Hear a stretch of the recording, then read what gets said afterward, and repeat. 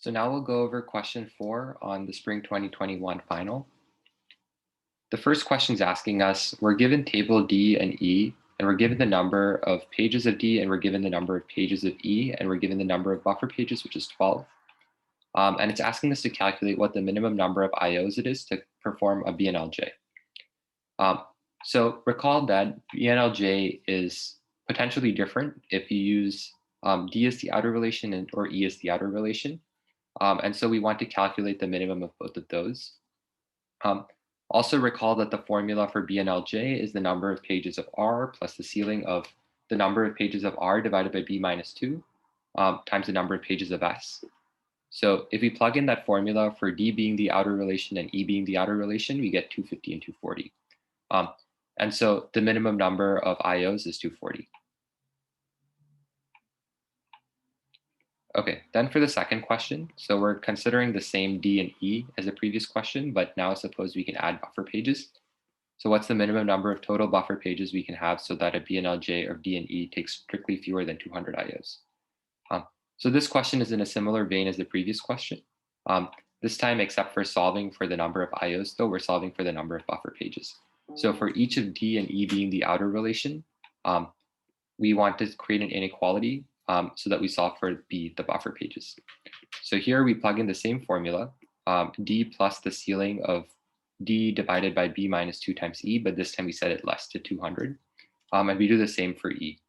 And so if you solve this inequality, you can solve it using your favorite either algebraic method or just plugging in different values. You'll see that B in this case needs to be greater than or equal to 19, and B in this case needs to be greater than or equal to 16. And so the minimum number needs to be at least 16, which is why 16 is our answer.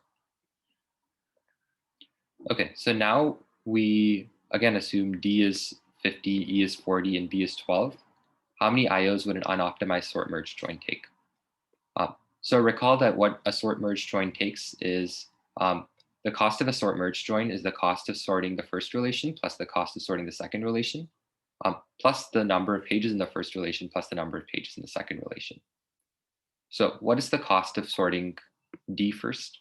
So the cost of sorting D is 2 times the number of passes to sort D times the number of pages of D. So how many passes are there required to sort D? Well, the passes required to sort D, given that we have 12 buffer pages. So first, we read D into these 12 buffer pages. We write out 4 runs, and 4 can fit in this 12. So we're good. Actually, I believe it's 5 runs, correction. So we have 5 runs, but regardless, that leads to 2 passes. And we have 4 runs of E.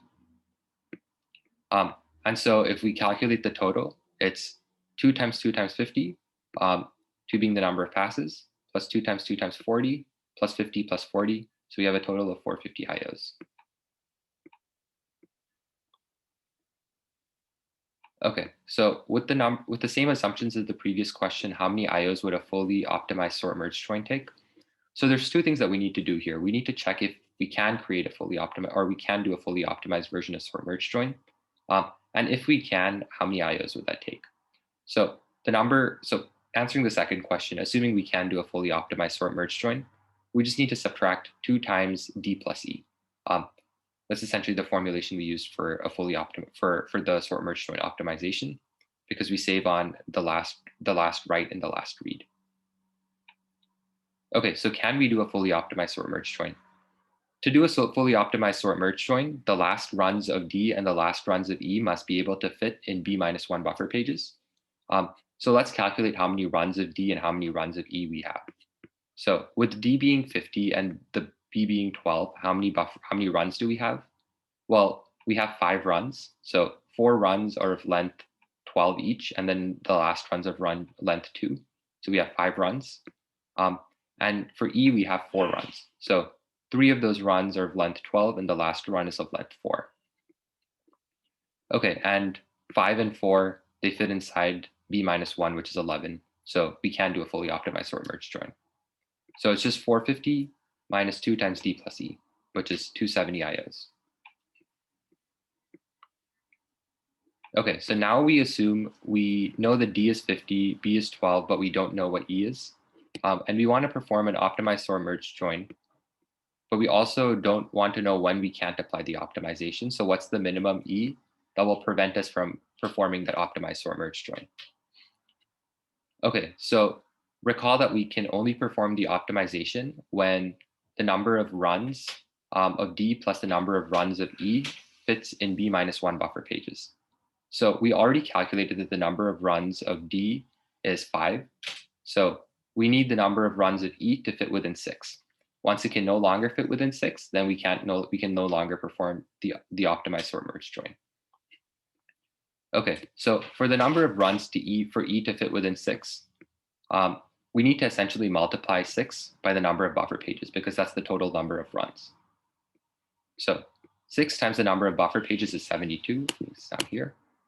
And for things to no longer fit, which will result in 7 runs, then we add an extra 1 page. So if E is 6 times 12 plus 1, essentially 73, then that will prevent us from doing the optimization. Okay. So suppose again that we have D and E, but now we start with a much larger D, which is now 500, and a much larger E, which is 750. And now we're doing parallel query processing. So if all pages start off on one machine and we want to perform a parallel Grace hash join, what is the network cost that we will incur? And so we have 10 machines and one page is 4 kilobytes. Okay, so we have 10 machines and all our pages are on one machine. That means 9/10 of our pages need to be sent to other machines. So if we add 500 plus 750 and we multiply that by 9/10, that's the number of pages that need to be sent across. Given that each page is 4 kilobytes, if we multiply that by 4, that will tell us the number of kilobytes that need to be sent across. And that's essentially what this calculation is doing. So 9/10 of the pages are being sent across. These are the pages, so pages of D and the pages of E, and we're multiplying it by 4 because they're 4 kilobytes in a page. So this gives us a total of 4,500 kilobytes is our network traffic. Okay, so building off the previous question, how many IOs across all machines will a parallel Grace hash join take after hash partitioning?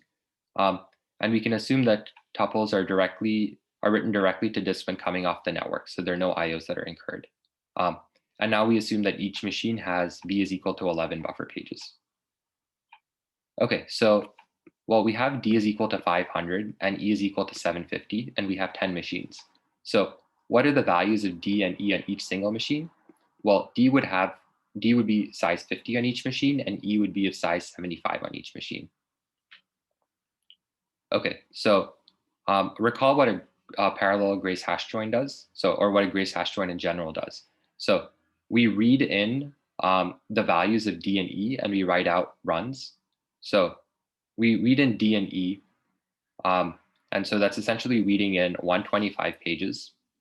Then we do some hashing, and we write out the runs to essentially to the 10 output buffer pages. Remember that one page is being saved for writing out the output, and we have 10 input pages.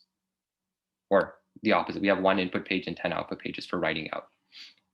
So as we read in and we write out, we'll see that we have 10.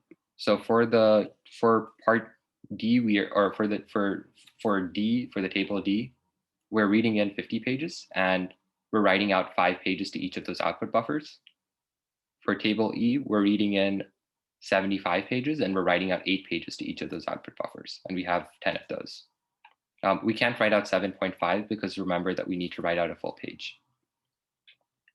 And so that will lead us to a total of 10 times 5 plus 10 times 8, which is equal to 130 output pages written. Note that this is different from the number of pages read in. This goes back to the Grace hash join that we talked about earlier.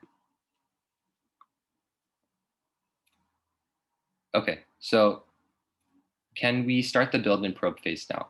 Well, essentially for the build and probe phase, either the pages of D or the pages of E need to fit in our buffer into our B minus 2 pages of buffer.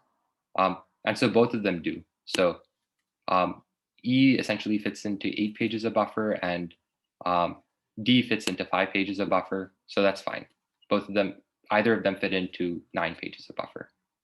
So we can start the build and probe phase. the build and probe phase essentially reads 130 pages. And we don't calculate the write cost of the build and probe phase because that's essentially streamed into the next operator. Okay, so in total for one machine, we have 125 pages, which we're reading in the first divide phase, 130 pages, which we're writing out in the first divide phase, and then 130 pages for the conquer phase. So it's a total of 385 IOs on one machine. Note that we have 10 machines, so the total will be 385 times 10, which is 3850 IOs. Okay, so building off the previous two questions, we want to figure out how much time it will take to run the entire parallel grace hash join. We're given that it takes 1 millisecond to send 1 kilobyte of data from one machine. And a machine can send data to other machines in parallel, but each individual table must be transmitted serially. So essentially what this is saying is that if I'm machine 1, I can send data to machine 2 and machine 3 at the same time, but I must send all the data to machine 2 one at a time. Okay, and so we're also given that one IO takes 5 milliseconds and hash partitioning is uniform. So every machine will have the same number of tables and IOs. So one IO takes 5 milliseconds, hash partitioning is uniform, all data starts in one machine, and the answer to the previous question is 5,000 IOs. So how much time in milliseconds will the entire parallel grace hash join take? So now we need to calculate the amount of time it takes to partition, and then the amount of time it takes to perform the grace hash join itself. So the amount of time it takes to partition is we're sending since we're sending D and E at the same time, E is the bottleneck because E is bigger. So we're sending 75 pages of E to each machine, and each page is size 4 kilobytes. So the total time it takes to do the partitioning in total, we're taking the max of everything, is 75 times 4, which is 300 milliseconds. So it takes 300 milliseconds to do the partitioning. How much time does it take to do the grace hash join itself? Well, we have 5,000 IOs in total. We're given that, and we're doing this across 10 machines.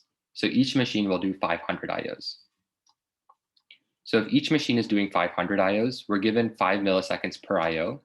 So to calculate the amount of time on each machine, we do 500 times 5, which is 2,500. So in total, the entire parallel grace hash join will take 300, which is the time it took to partition, plus 2,500, which is the time it took to do the actual grace hash join, which is 2,800 milliseconds. Okay, so now we assume that we again have 10 machines and table D starts off on one machine and table E is round robin partitioned across the 10 machines and E is unknown. So what's the minimum E such that broadcast join with table D being sent out to every machine will incur a lower cost than parallel grace hash join with uniform partitioning? Okay, so let's first calculate the network cost of the broadcast join. So we're broadcasting with table D being sent to every machine, and D is of size 10, so it has 10 pages. So we're sending D from one machine to 9 other machines. And since D has 10 pages, the network cost is 10 times 4, which is 40 kilobytes. And we're sending it to 9 machines, so it's a total of 360 kilobytes for the broadcast join. Okay, and so now we want to determine the maximum E such that the network cost of a parallel grace hash join is less than or equal to a broadcast join. And so essentially what we can do is we can solve the following equation: 10 plus E, 10 being what we need to send out for D and E being the number of pages of E, times 9/10, because we're sending from one machine to 9/10, or essentially we have 10 machines and we're sending out to 9 of those, and times 4, because we have 4 kilobytes 4 kilobytes make up a page, is less than or equal to 360 because this is the network cost of the broadcast join. And so if we solve this, we'll see that E needs to be less than or equal to 90. So the minimum E such that the broadcast join will have a lower network cost is 91.